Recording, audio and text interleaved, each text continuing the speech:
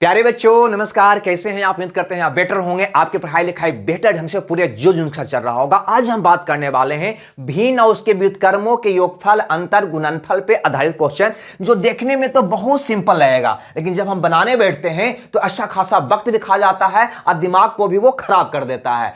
अतः इसको बनाने का तरीका का शॉर्ट मेथड क्या होने चाहिए वो आज आपसे डिस्कस करने वाले हैं।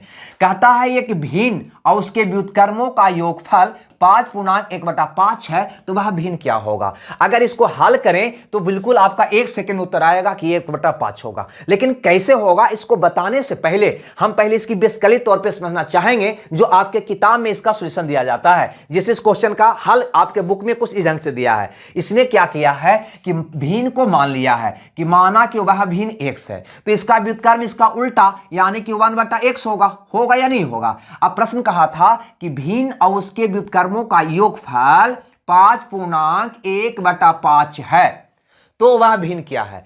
अब ये हमारा इक्वेशन बनेगा, इसको हल करिएगा तो कहीं ना कहीं ये द्विघात समीकरण के रूप में आ जाएगा। अब ये द्विघात समीकरण को हल करिएगा तो आपका x का मान निकल के आ जाएगा 1/5, यानी वह भिन्न हो जाएगा 1/5। लेकिन हमें ऐसा हल नहीं करना। क्या मेरे पास इतना वक्त हल करने का होगा? नहीं होगा। तो सिंपल तरीका क्या हो सकता है, यहां पर गौर करिए। अगर सपोज एग्जाम्पल के तौर पर आप मान लेते हैं कि कोई भिन्न है 3/4, सपोज मान लीजिए, तो प्रश्न के अनुसार भिन्न और उसके व्युत्क्रम की अगर बात करिएगा तो यह भिन्न तो भैया आपका हो गया 3/4। ठीक है, इसका व्युत्क्रम यानी कि उल्टा क्या हो जाएगा, तो कहोगे 4/3। इसका योग हमको निकालने की बात किया है, कहीं योग कहेगा और कहीं क्या कहेगा, अंतर कहेगा, ये नहीं कह सकता है। तब जैसे ही इसका योग निकालिएगा तो आप क्या करिएगा, इसका यानी कि हर का एलसीएम निकालिएगा। हर में कौन है, 4 3 या 3 4, तो 3 और 4 का क्या निकालिएगा, लसा निकालिएगा। उसके बाद जो भी आवेगा कैलकुलेशन करके वो निकालिएगा। और इसी का जो योग आपको दिया हुआ है ना यहाँ पे 5/1/5, हम कुछ नहीं, इतना ही सी बात अगर आपको दिमाग में ऐड जाता है तो बहुत आसानी से निकाल लीजिएगा। कहीं ना कहीं यह जो 5 है यही वाला मान है ना, इसी का एलसीएम है ना, हाँ या ना में उत्तर दीजिए भाई। तो बताओ ये 3 4 कौन था? ये 3 4 तो वही था ना जो भिन्न का अंश और हर था। बस आपका आंसर निकल गया। आपको कुछ नहीं करना है, कुछ नहीं करना है, सिर्फ करना क्या है भाई, इसका हर देखना है। कितना है इसका हर? 5, यानी वही भिन्न आपका आंसर होगा ना जिसका अंश हर का एलसीएम 5 होगा। क्या इसका अंश हर का एलसीएम 5 आ रहा है? नहीं। क्या इसका अंश हर का एलसीएम 5 आ रहा है? नहीं। क्या इसका अंश हर का एलसीएम 5 आ रहा है? नहीं। क्या इसका अंश हर का एलसीएम 5 आ रहा है? तो बिल्कुल आ रहा है जी। आपका ऑप्शन कौन सही होगा? ए सही होगा। चलिए बढ़ते हैं अगले क्वेश्चन की ओर। ठीक है, अगला क्वेश्चन यहां पर देखते हैं। बिल्कुल उसी प्रकार का क्वेश्चन जो रेलवे बोर्ड ने पूछा है और बार बार पूछता है ये क्वेश्चन को भाई। इस क्वेश्चन में देखिए हर आपको कितना दिखाई दे रहा है, 66 दिखाई दे रहा है, लेकिन जो भी ऑप्शन है सब पूर्णांक में है। तो थोड़ा सा पहले वर्क कर लीजिए, यानी कि पूर्णांक को आपको तोड़ लेना चाहिए। ये पूर्णांक को तोड़िएगा तो 7 37/22 हो जाएगा। इसको तोड़िएगा तो 11/6 हो जाएगा। इसको तोड़िएगा तो 16/11 हो जाएगा। इसको तोड़िएगा भैया तो 53/33 हो जाएगा। अब आप ही बताओ, क्या आप सीखे ये भी कि इसका आंसर भिन्न और उसके व्युत्क्रमों का योग अगर इतना दिया हुआ है तो उसका आंसर वही होगा, यानी कि वह भिन्न वही होगा जिसका हर अंश और हर का एलसीएम 66 होगा।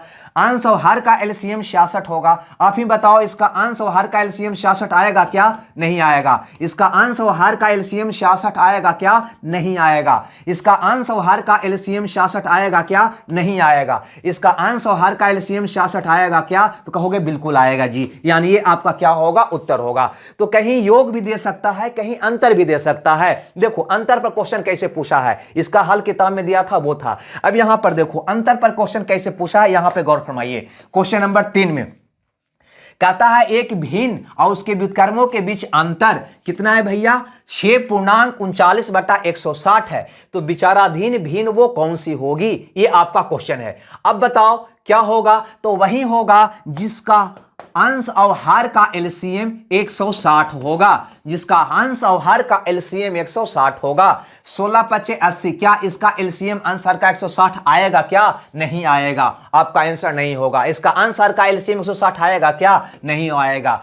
13×8 आएगा क्या? नहीं आएगा। 32×5 160 बिल्कुल आएगा जी। आंसर का एलसीएम 160 आ जाएगा, अतः ऑप्शन ए आपका सही हो जाएगा। क्लियर है? हमें लगता है ये सारी बात आप समझ रहे होंगे। इसी से जुड़ा हुआ एक क्वेश्चन और एग्जाम में पूछा गया था, चलिए उसको भी बताते हुए अगला टाइप में हम प्रवेश करेंगे। अंत तक जो बन रहिएगा ताकि मेरे सारे टाइप को व्युत्क्रमों वाला हम सीख सके। ठीक है, यहां पर देखिए एक क्वेश्चन कुछ इस ढंग से पूछा गया था भैया हमसे एग्जाम में। कहा कि कोई भिन्न और उसके व्युत्क्रमों का अंतर 9/11 है, तो भिन्न और उसके व्युत्क्रम दोनों के घनों का अंतर क्या होगा। ठीक है, कहीं ना कहीं अलजेब्रा बेस्ड क्वेश्चन है ये। चलिए समझ लेते हैं। मान लेते हैं कि अगर भिन्न a है तो इसका व्युत्क्रम होगा 1/a, होगा कि नहीं? उल्टा इसका अंतर यहां पे दे रखा है भैया 9/11। चलो इसका अंतर दे रखा है 9/11। हमसे जो प्रश्न पूछा है ना, कहता है भिन्न और उसका व्युत्क्रम, भिन्न यानी कि a और उसका व्युत्क्रम यानी कि 1/a के घनों का अंतर, के घनों का अंतर यानी इसका क्यूब का अंतर क्या होगा, ये हमसे पूछा है। आपको पता है क्यूब का अंतर क्या होता है? अगर इसको कुछ देर के लिए आप ऋण पढ़ लेते हैं तो ये होता है ऋण क्यू प्लस 3 ऋण। क्लियर है भाई? प्लस क्या होता है? 3 ऋण। ये फॉर्मूला अलजेब्रा का होता है।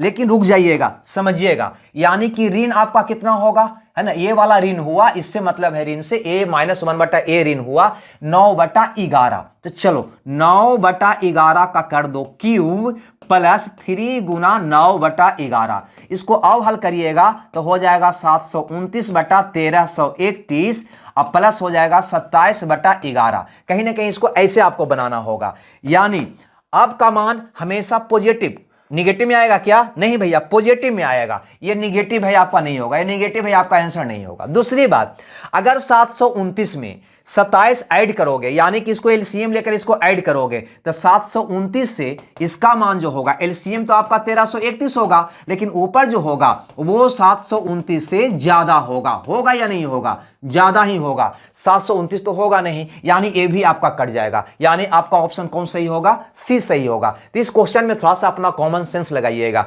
लेकिन अब हम बढ़ते हैं व्युत्क्रमों वाले वैसे सवाल जो दूसरा तरह से हमसे पूछा जाता है, यानी इस टाइप में। नोट कर लीजिएगा। अब हम इस टाइप की बात करने वाले हैं कि यदि संख्या, दो संख्या का योग दे दे और उसका गुणनफल दे दे, योग 20 है और उसका गुणनफल 91 है, तो उसके व्युत्क्रमों का योग क्या होगा? तो याद रखिएगा, व्युत्क्रमों का योग हमेशा होगा 20/91, 20/91, यानी बी ऑप्शन। लेकिन कैसे? गौर करिए। यानी कि अगर हम कह दें कि दो संख्या a और b है, दो संख्या a और b है, तो भैया इसके व्युत्क्रमों का योग अगर निकालोगे, व्युत्क्रमों का समझ लीजिए थोड़ा सा, है ना, व्युत्क्रमों का योग निकालोगे तो क्या होगा? तो इसका व्युत्क्रम होगा 1/a, इसका व्युत्क्रम होगा 1/b, होगा कि नहीं? अगर इसका एलसीएम लोगे तो हो जाएगा ab और ऊपर में हो जाएगा a प्लस b। इसको तुम क्या कहोगे? a प्लस b को दोनों का योग कहोगे और ab को क्या कहोगे भैया? गुणनफल कहोगे। आई बात समझ में? यानी व्युत्क्रमों का योग क्या होगा? तो योग बटा गुणनफल, योग व्युत्क्रमों का योग बटा गुणनफल। उसी प्रकार से व्युत्क्रमों का अंतर क्या होगा? अंतर बटा गुणनफल। रुक जाइए, जाइएगा नहीं। एक क्वेश्चन आपके एग्जाम में पूछा गया है। यहां पे कहा कि दो संख्या का योग 16 है और गुणनफल 55 है, तो व्युत्क्रमों का योग भैया हमको बता दो। तो हमें पता है संख्या का योग बटा क्या होगा? गुणनफल होगा। सिंपल से फंडा, योग कितना है? 16 और गुणनफल कितना है? 55, यानी 16/55 आपका उत्तर होगा। बी ऑप्शन आपका सही होगा। अगला यहां पे क्वेश्चन देखते हैं कि अगर अंतर दिया हुआ रहे तो हम कैसे बनाएंगे। जैसे इस क्वेश्चन में देखिए, कहता है दो संख्याओं का अंतर और गुणनफल है 7 और 60, तो उसके व्युत्क्रमों का अंतर क्या होगा? तो व्युत्क्रमों का अंतर क्या होगा? अंतर बटा गुणनफल होगा।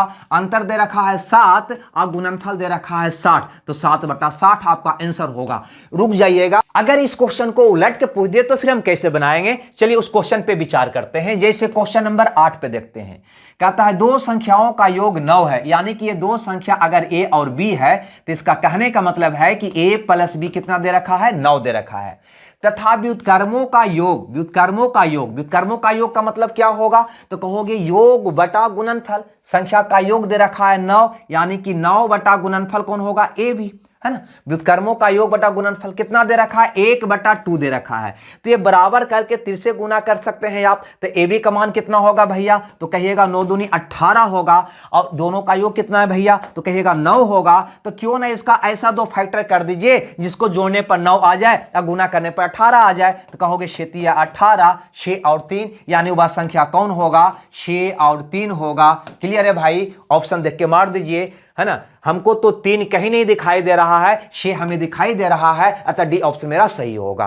तो इसी तरह के वीडियो के लिए आप बने रहिए, है ना, केटीसी क्लास भाई के दो सर पर। और हम पर डे शॉर्ट वीडियो के फॉर्म में हम आपको वीडियो देते रह रहे हैं। और ध्यान रहे, रेलवे ग्रुप डी का प्रीवियस ईयर क्वेश्चन हम अपने दूसरा नया चैनल केटीसी 2.0 पर हम 4 बजे से 4 PM से मैथ का और 6 PM से रीजनिंग का क्लास हम दे रहे हैं। इसको देखना मत भूलिएगा। ये हमारा नया चैनल है, यूट्यूब का नया चैनल है भाई। इस पे आप जरूर, अगर ज्वाइन नहीं हैं तो जाकर इसको सब्सक्राइब कर लीजिए। और पर डे 4 बजे से मैथ, 6 बजे से रीजनिंग का क्लास यहां पे कंटिन्यू चल रहा है। हमें दीजिए विदा, मिलते हैं कल। जब तक खुश रहिए, मगन रहिए। Okay, bye bye.